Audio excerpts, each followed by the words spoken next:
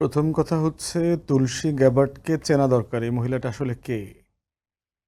এই মহিলাটা হচ্ছে খুব ধান্দাবাজ টাইপের একটা লোক। সে হইল জন্মাইছে ধরেন একটা মিক্স ফ্যামিলিতে। একটা আমেরিকান হোয়াইট, বাবার দিক থেকে আবার হচ্ছে ইন্ডিজিনাস কমিউনিটির একটা ইয়ে আছে, সামোয়া কমিউনিটি আছে আপনার জি। হাওয়াইতে। এরকম একটা মিক্স ফ্যামিলিতে জন্ম হয়েছে। তার মা হচ্ছে আপনার হিন্দু ধর্মে কনভার্ট হয়েছিল। রাইট।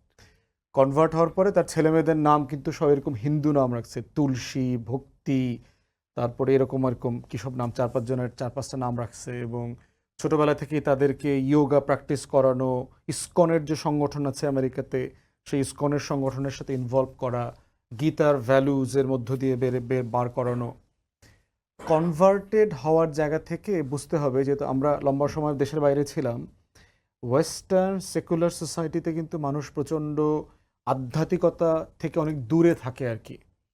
এই মানুষগুলো যখন কোনো ধর্মকে বেছে নেয়, তারা ওই যে আধ্যাত্মিকতা, যে হৃদয়ের শূন্যতার জায়গাটা আছে না, ওটাকে তারা খুব সিরিয়াসলি নেয় কোনো ধর্ম।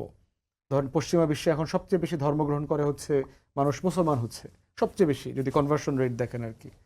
এবং এই মুসলমানদেরকে আমরা দেখেছি ওয়েস্টার্ন ওয়ার্ল্ডে যে আমাদের থেকে, আমরা যারা সোকল জন্মাত মুসলমান আর কি, মানে জন্মায় মুসলমান, এই মুসলমান দেখে তারা মুসলমান আসলে ভালো মুসলমান। লেখাপড়ায়, জ্ঞান চর্চায়, প্র্যাকটিসে, আন্তরিকতায়, নিষ্ঠায় তারা খুব সিরিয়াসলি করে।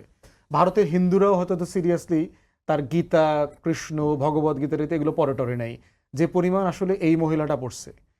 কারণ মায়ের ওইখান থেকে বড় হয়েছে। এরপরে এর সাথে সাথে যোগ হয়েছে হইল বিজেপির হিন্দুত্ববাদী রাজনীতি। সে করতো কিন্তু ডেমোক্রেটিক পার্টি, জি। চেঞ্জ করে সে হচ্ছে রিপাবলিকান পার্টিতে তাও আসছে 2022 সালে সম্ভবত। 22 সালে।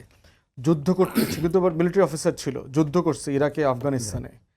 এবং দেখেন যে যে হিন্দুত্ববাদী মাইন্ডসেট নিয়ে দুইটা মুসলিম দেশে যুদ্ধ করতে গেছে, তার ভিতরে যে ঘৃণা, বিদ্বেষ, এবং কোন সময়টাতে ওয়ার অ্যান্ড টেররের ডিসকোর্সের প্রবলেমের সময় সারা দুনিয়াতে যেখানে আমেরিকানরা ন্যাটো ফোর্স হচ্ছে ইসলামের বিরুদ্ধে, মুসলমানদের বিরুদ্ধে অনন্তকালের একটা যুদ্ধ ঘোষণা করেছে, যেই যুদ্ধের শিকার বাংলাদেশেও আমরা হয়েছি।